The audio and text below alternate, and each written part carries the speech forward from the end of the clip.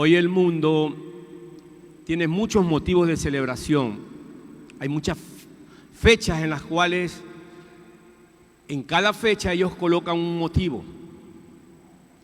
Pero nosotros, nuestro motivo principal no es pasajero, sino permanente, que es la victoria de Jesús en la cruz. Jesús nos ha dado una victoria y es solamente a través de Él que hoy nosotros podemos, con el Espíritu, ser más que vencedores. Por eso usted esta mañana tenga la convicción, la seguridad que lo que está escrito se cumplirá. Dice que el mundo va a pasar y sus deseos, pero el que hace la voluntad de Dios permanece para siempre. Y aquí estamos, dígale al Señor en esta mañana, aquí estamos. Por eso nuevamente ponemos este tiempo, que sea el Espíritu, cierre sus ojitos para darle gracias al Señor nuevamente. Y anhelamos, Espíritu Santo, esta mañana, que te pasees, que fluyas en cada corazón, que nos ministre, que seas tú enseñando, que seas tú guiándonos, bendito Espíritu Santo. Que se cumpla la palabra, Señor, se cumplirá la palabra en todo momento. Hoy tenemos testimonios, Señor, muchos. Hoy tenemos testimonio de un templo que nos has dado, una casa nueva de oración, Señor, para la multiplicación. Esta casa será una semilla para que se construyan muchas casas más, Señor, en tu nombre. Hoy estamos apercibidos, Señor, como los hijos de Isaacar en los tiempos. Por eso esta mañana ministranos, Espíritu Santo, y estamos convencidos que tu palabra nos hará prosperar en todo. En el nombre de Jesús. Amén, amén. Muchas gracias, hermano. Hoy vamos a hablar de un tema que se llama el fanfarrón. No sé si ese tema está relacionado con el amor que está escrito en el libro de Primera de Corintios 13:4, donde vemos que el amor es sufrido, el amor es benigno, el amor no tiene envidia, el amor no es jactancioso, o sea, no es fanfarrón. Y esto está cogido, la Biblia habla en el libro de Segunda de Timoteo, capítulo 3, del versículo 2 al 5, que los postreros tiempos, dice que vendrán hombres amadores de sí mismos. Y ahí vemos una lista de la conducta de estos hombres, en los cuales pues dice que son llenos de vanagloria, con soberbia, con egoísmo. Dice que tienen apariencia de piedad, pero dice negarán la eficacia de ella. Así que le voy a dar paso a mi amada esposa, mi Moniquita, que le digo con amor, para que ella nos va a ayudar con los conceptos de fanfarrón, con los sinónimos, los antónimos, ejemplos. Bueno, le dejo con mi esposa. Muy buenos días, amada casajera, amada familia. Qué alegría poder estar este día con ustedes, como hermanos, como hijos de Dios, buscando en todo tiempo que nuestro Padre Celestial nos dé una enseñanza, nos dé una palabra de bendición y una palabra de afirmación. Y vamos a ver, como decía mi esposo, ¿qué es fanfarrón? Y dice que es el que hace alarde, el que en todo tiempo hace alarde de lo que es y de lo que no es. En particular, hace alarde de valentía. Palabras que se parecen al fanfarrón o conceptos que se parecen a fanfarrón son bravucón, valentón y jactancioso. ¿Y qué es lo contrario a fanfarrón? Es la humildad y la modestia. Y vamos a ver ejemplos de hombres, ¿verdad?, de la Biblia que fueron fanfarrones o que fueron jactanciosos, para aprender de ellos, para no ser así. Amén. Y vemos en Primera de Samuel, capítulo 10, versículo 8, donde el profeta Samuel le da instrucción donde el profeta Samuel le da instrucción a Saúl de lo que tenía que hacer. Y le dijo: bajarás a Gilgal, descenderé yo a ti para ofrecer holocausto y sacrificar ofrenda de paz. Espera ahí 7 días y te enseñaré lo que tienes que hacer. Entonces nos damos cuenta de que Saúl recibe una instrucción. Pero ¿qué pasó? En el capítulo 13 podemos darnos cuenta, en algunas versiones aparece un título que dice Sacrificio ilegal de Saúl. Y del versículo 11 al 12, Saúl dijo, ¿cuál fue la contestación cuando Samuel llegó y se dio cuenta que ya Saúl había hecho él el holocausto y él había presentado la ofrenda al Señor? ¿Y qué contestación le dio Saúl? Porque yo vi que el pueblo se me desertaba y yo me dije, ahora descenderán los filisteos contra mí a Gilgal, y yo no he implorado el favor a Jehová. Entonces nos damos cuenta que Saúl en todo tiempo, ¿verdad?, hacía énfasis a lo que él pensaba, a lo que él quería, a lo que él deseaba hacer, y no tenía el anhelo y no tenía la necesidad de buscar, de implorar o de esperar, sino que se dejaba manejar en todo tiempo de lo que a él le parecía, y esto significa que ponía en primer lugar su yo. Y podemos darnos cuenta que hay características de una persona, ¿verdad?, que es fanfarrona o que es jactanciosa o jactancioso. ¿Y cuál es la primera característica que nosotros podemos darnos cuenta? Que predomina el yo, lo que yo pienso, lo que yo siento, lo que a mí me parece, lo que yo creo. Y la segunda característica, que es sabio en su propia opinión. Y otra característica, que no hubo arrepentimiento.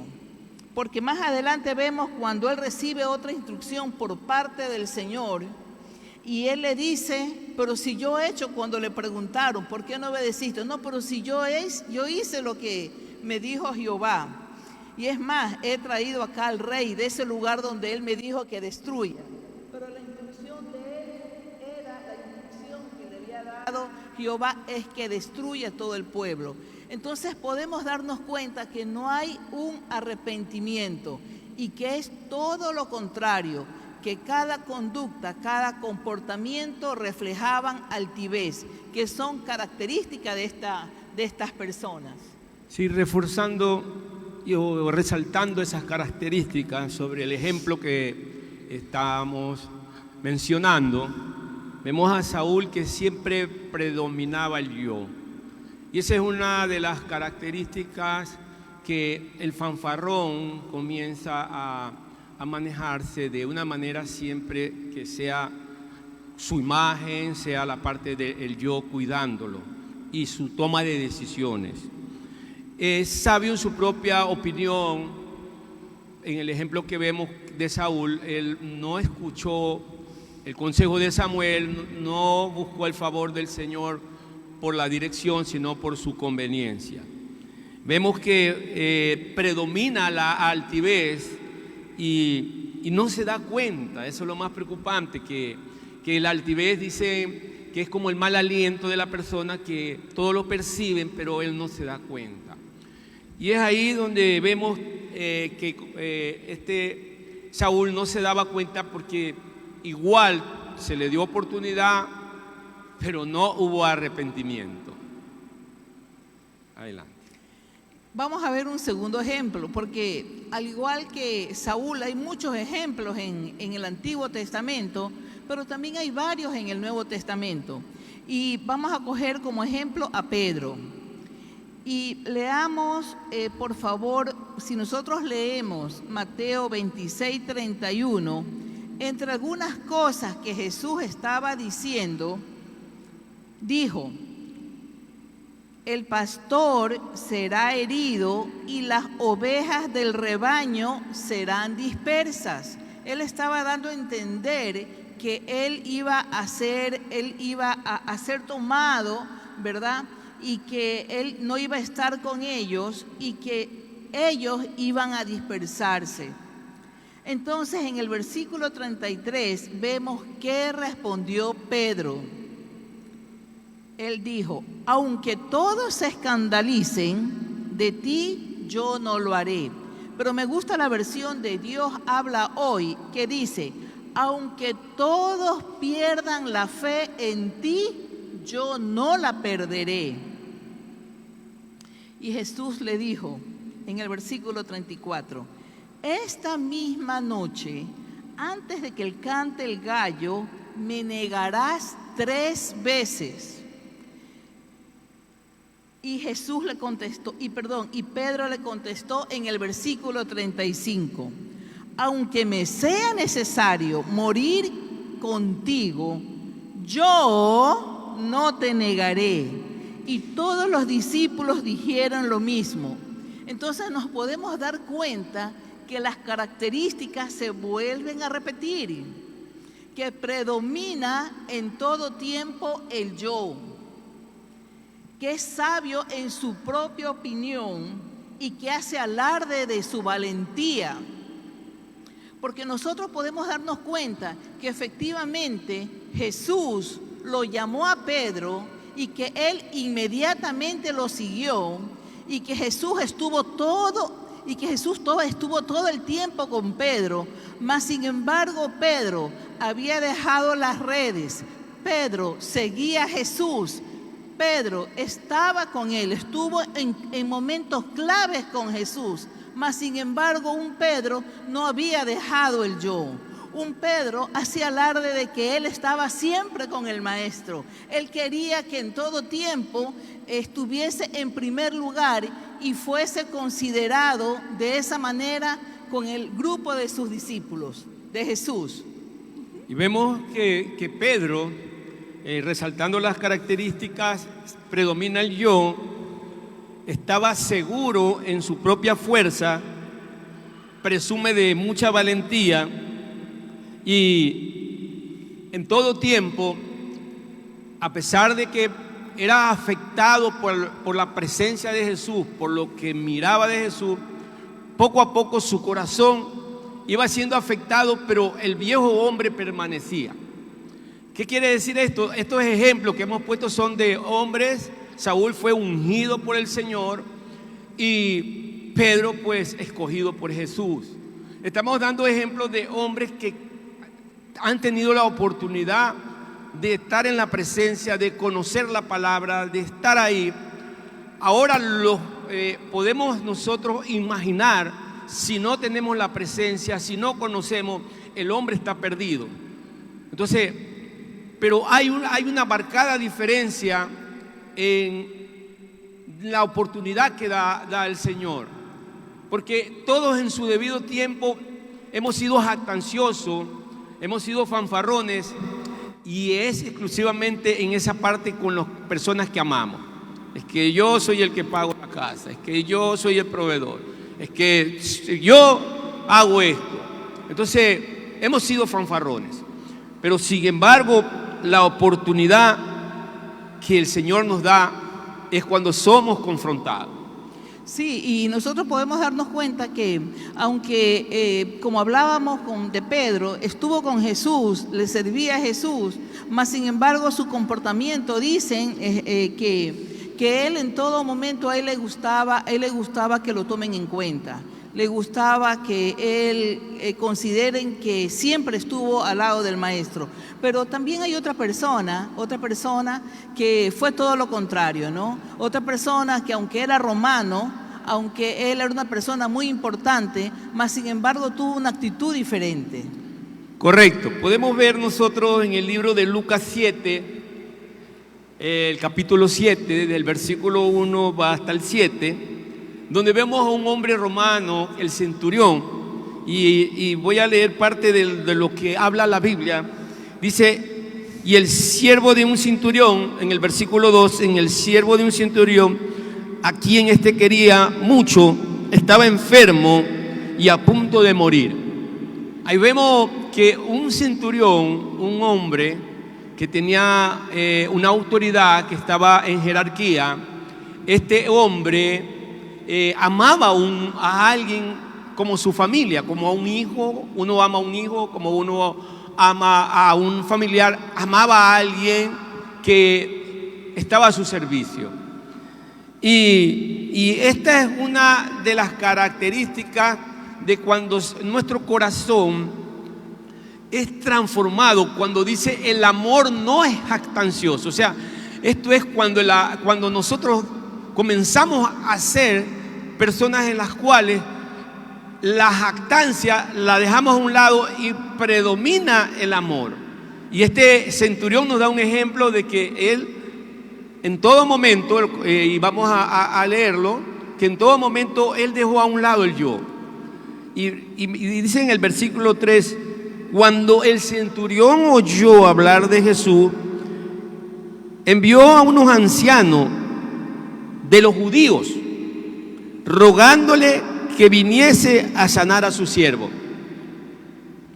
Mire, cuando uno lee esta parte y resalta ancianos judíos, se está refiriendo a personas que son con experiencia, personas que no se mueven por moverse, que son personas en las cuales tienen los valores muy intrínsecos, muy adentro, y son muy alineados para ellos poder dirigirse hacia un lugar, para poder dar apoyo a alguna persona.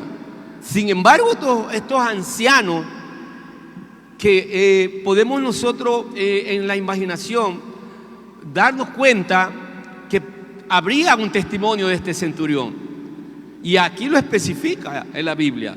Dice dice en el versículo 4, dice: y ellos vieron a Jesús y le rogaron con solicitud. O sea, los ancianos vieron a Jesús y le rogaron con solicitud, diciendo: es digno que le concedas esto. Es decir, que ya había un testimonio de que para los ancianos este centurión era un hombre digno.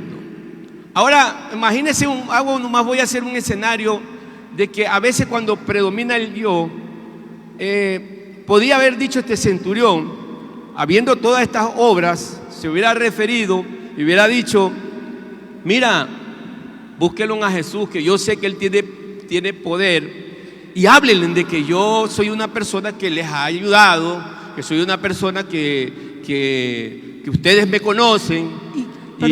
Y que a pesar de ser romano amaba al pueblo judío. Y que a pesar de ser romano amaba al pueblo judío. Y aquí lo dice, aquí lo habla y dice en el versículo 5, dice: porque ama nuestra nación y nos edificó una sinagoga.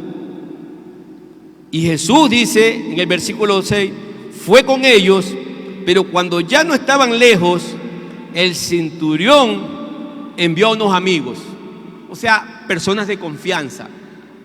Este hombre tenía amigos, personas que lo estimaban, y fueron a donde Jesús y le dijeron: Señor, no te moleste, dice, porque no soy digno que entres a mi casa. ¿Te imaginas, Mónica, dónde estaba la arrogancia de este señor, o cómo era su conducta? ¿Cómo ves la conducta de este centurión? Definitivamente una persona, ¿no?, que es humilde, una persona que es sencilla, que una persona que es modesta, que no guarda una postura por quién es él, que no guarda una postura por lo que él sabe, por lo que él conoce, sino que en todo tiempo hay una sencillez y una humildad en su corazón. Y acordémonos de las bienaventuranzas. Hay una que me dejó muy marcada, que nos debe con toda seguridad dejar marcados a nosotros. Bienaventurados los humildes de espíritu, porque de ellos es el reino de los cielos. todas las otras bienaventuranzas hablan del futuro. Bienaventurados los misericordiosos, porque ellos alcanzarán misericordia. Pero la primera es: bienaventurados los humildes de espíritu, porque de ellos es el reino de los cielos. Entonces, definitivamente, este centurión tenía esa humildad, esa modestia en su corazón, que hizo que el Señor le hiciera un milagro sin necesidad de ir a su casa. Pero también vamos a ver qué pasó con Pedro. ¿Qué fue lo que sucedió? Que a pesar de que él estuvo 3 años, estuvo mucho tiempo con Jesús, al lado de Jesús, pero sin embargo su carácter no había sido transformado. ¿Qué fue lo que sucedió con él? Y eso nosotros lo podemos ver, ¿verdad?, en Mateo 27, del 69 al 74. Acordémonos que Jesús le había dicho que antes de que cante el gallo, él lo iba a negar 3 veces. Y Pedro, con mucha jactancia, con mucho conocimiento, con mucha valentía de quién era, le dijo: no, yo no te negaré, y de ser posible moriré contigo. Mas en Mateo 27, del 69 al 74, vemos que efectivamente Pedro lo negó 3 veces. Pedro, la primera vez le dijo: yo no lo conozco, delante de todos. La segunda vez que lo negó, lo hizo ya con juramentos. Y la tercera vez que lo negó, ya no solamente lo hizo con juramentos, sino que también comenzó a maldecir.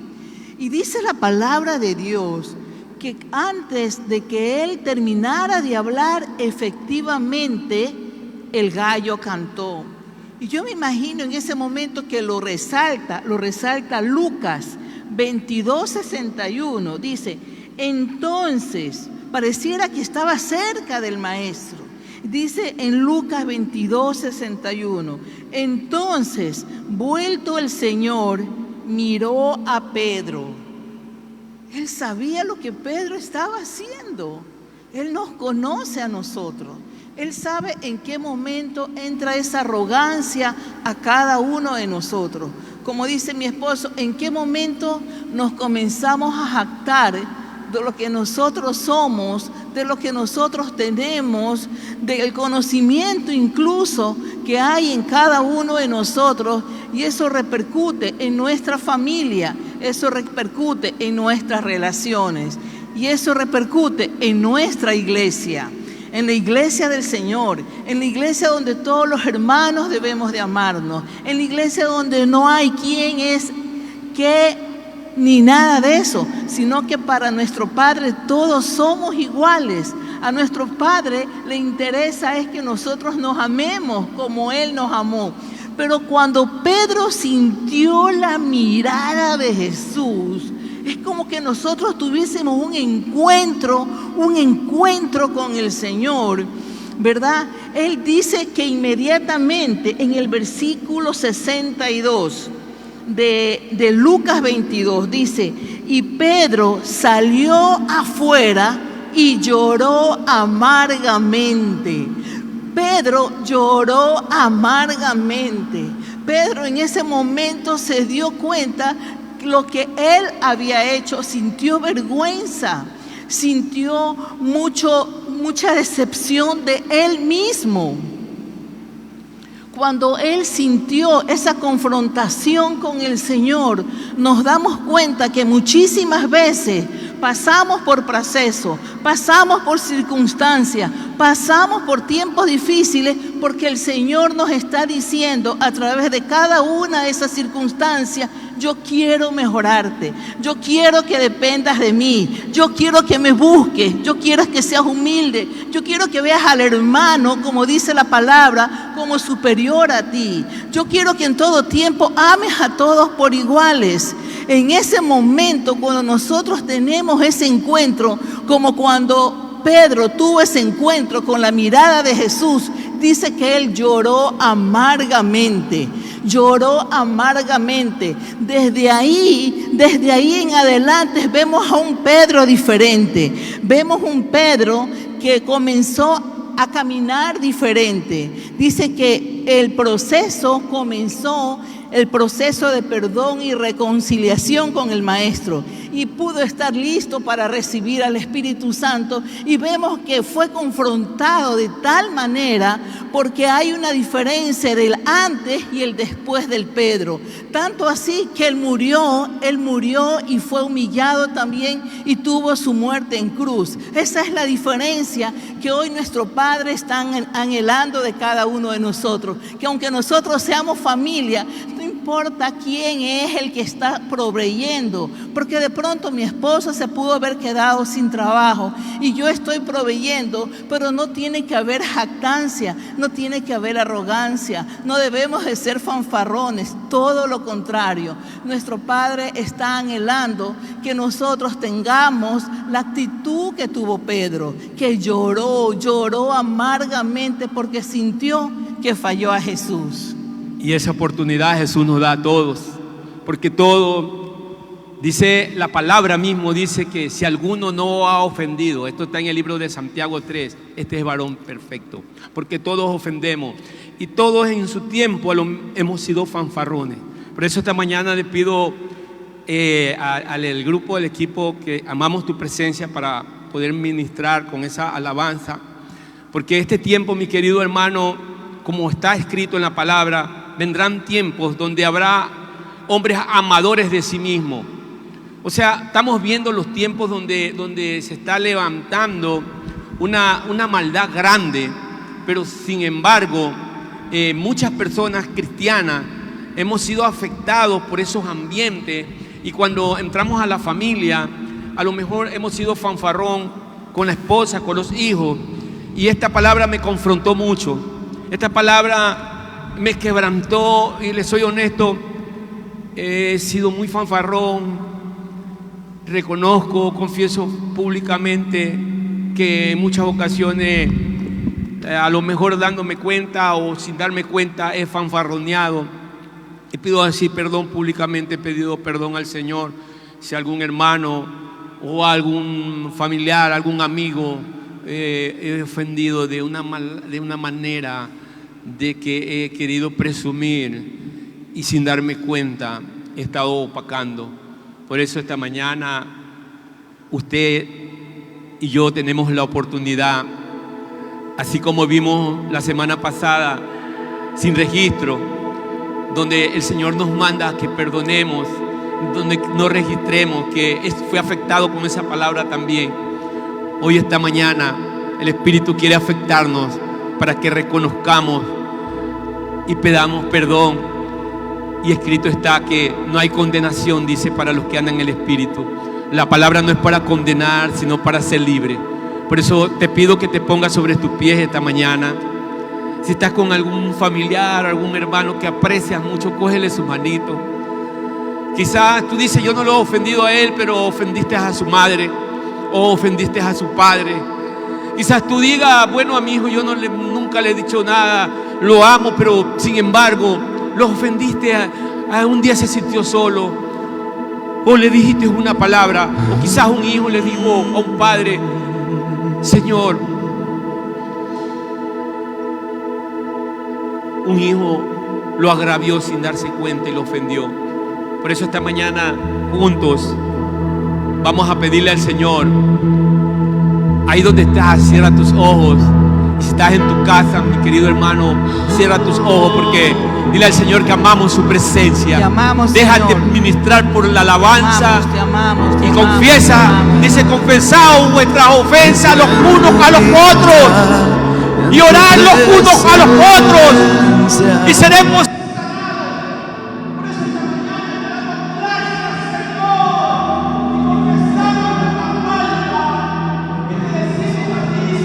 Que amamos.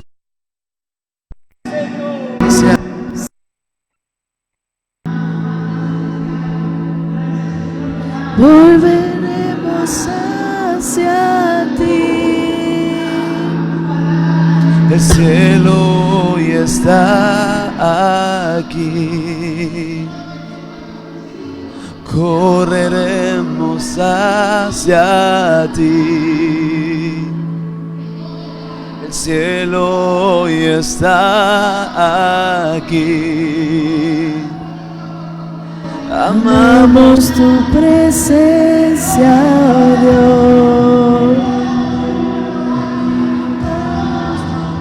Presencia, oh Dios. Amamos tu presencia.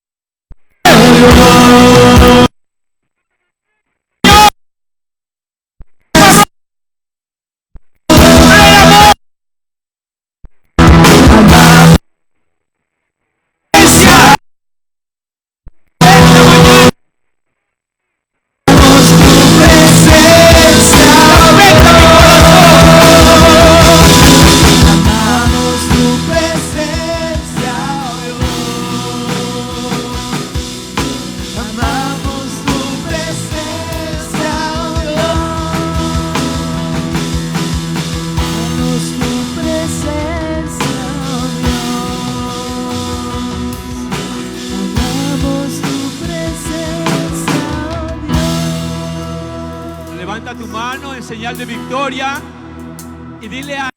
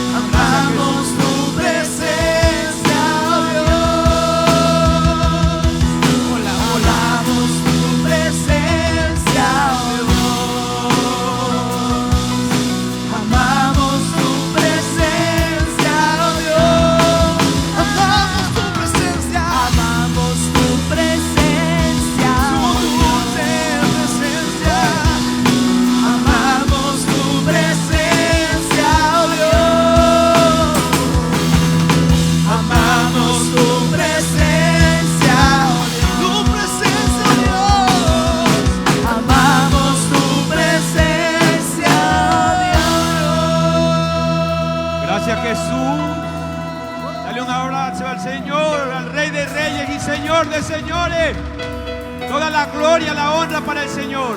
Sí, dice la palabra de Dios que fue el momento crucial, donde Pedro, cuando lloró amargamente, nos da el mayor consuelo a cada hombre, a cada mujer que busca cada día ser mejor, que a pesar de sus fallas, que a pesar de sus errores, el Señor lo transformó en un hombre lleno de misericordia. En Santiago 2, versículo 13 dice: porque el juicio sin misericordia se hará con aquel que no hiciere misericordia. Y la misericordia siempre triunfa sobre el juicio. Que nosotros en todo tiempo, aunque pensemos, aunque veamos que tengamos la razón, pero la misericordia que nos cubra, que la misericordia se derrame cada día en nuestras vidas, que el bien y la misericordia nos sigan todos los días de nuestra vida, y que el Señor Jesús pueda ver un antes y un después en cada uno de nosotros, en cada una ¡Aleluya! de los hombres y las mujeres que hemos creído en Él, de que lo amamos, te adoramos, Señor. Declaramos que es una iglesia llena de amor, el amor que está en 1 Corintios 2:13, que no es ansioso, que todo lo sufre, todo lo espera, todo lo soporta por amor. Amén. Te amamos, Señor, esta mañana. démosles una ofrenda de alabanza, de adoración. Aleluya, gloria a Dios.